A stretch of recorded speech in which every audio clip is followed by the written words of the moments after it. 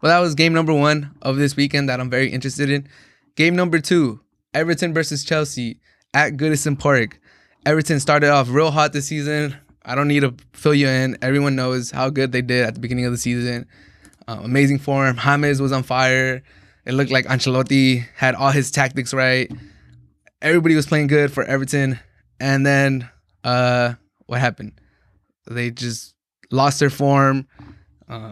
Everton became Everton again. It was 2020 has been weird. One of the weirdest things was Everton doing good.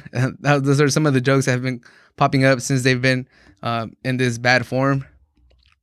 And now they find themselves as ninth position after starting top of the table for like the first few weeks, and everybody getting on the bandwagon.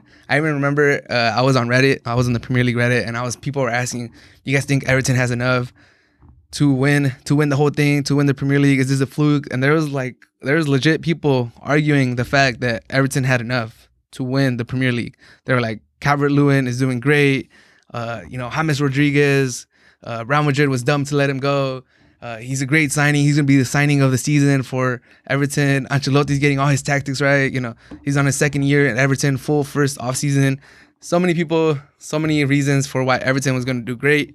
And I think I even commented on one. I was like, "Yo, you gotta pump the brakes on this," because we always see a team come into Premier League every season and start off hot, and everybody gets on their bandwagon, and everybody's like, "Is the top 6 finally going to get broken apart? Is there going to be new teams in the top 6? Someone's going to crack into the Champions League spot?"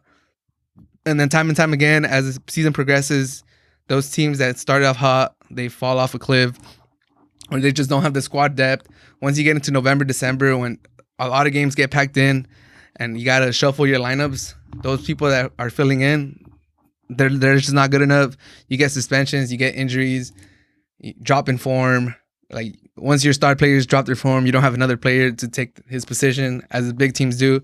Big teams like Chelsea, like Liverpool, like Manchester City, you have 2-3 players in bad form. All right, go sit in the bench. And I have 2-3 players of almost the same caliber, if not better, coming in from the bench and able to take your spot.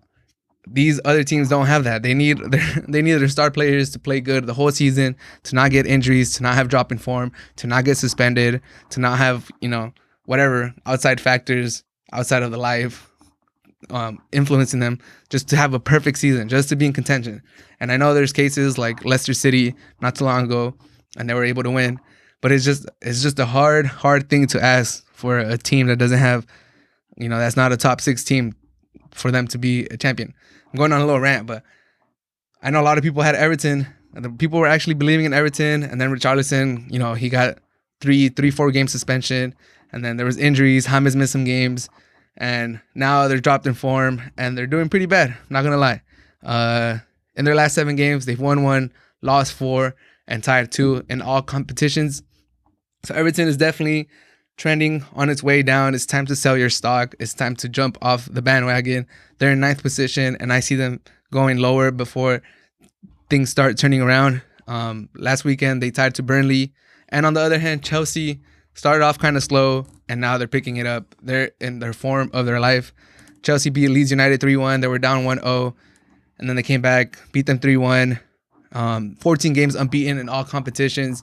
Frank Lampard has his team on fire right now. Giroud is on fire. He's scoring goals for fun. He came in as a sub in the middle of the week, but he didn't score. But last week he scored a hat trick in Champions League, and then he scored another goal to kickstart his comeback against Leeds United last weekend. So Chelsea's trending up, Everton's trending down, but the last 6 times that Chelsea has gone to Goodison Park, they've lost 4 of them. So Goodison Park has not been good for Chelsea. So we'll see how that goes.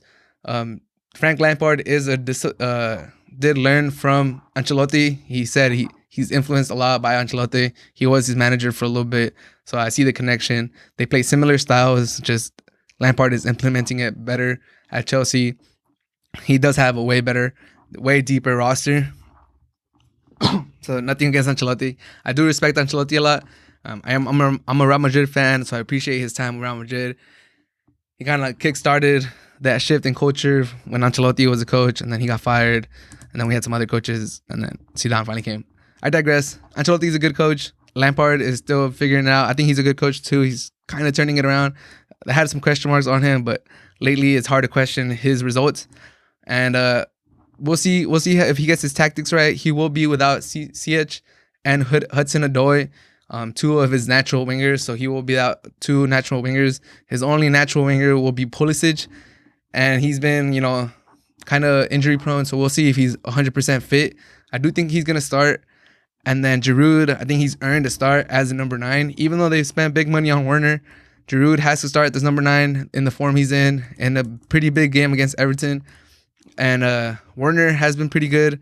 Once CH got hurt last game and they put Pulisic and Werner on the wings, they were both very dangerous. Werner has a lot of pace. Pulisic is a speed monster too. So I think if you put Werner on the right, Pulisic on the left, Giroud on the top, that should be enough firepower for Chelsea. And then you could put Mount, Conte, Kovacic, or somebody else in the midfield. And I think that would just be too much for Everton to contain. Everton doesn't have the best back four. Keane, Holgate, whoever you put in there, Mina, I don't think there'll be enough. I don't think it'll be enough for Everton to keep up with Chelsea. Coleman, Digne started off really hot, and then he's kind of tiered off too, just kind of like this team. So I do think Chelsea will be able to expose those wings with Werner, with Pulisic, and I just don't think Everton has enough. Two teams going on completely different directions. Like I said, Chelsea's in third. They were top of the table last week for a little bit when they concluded their game.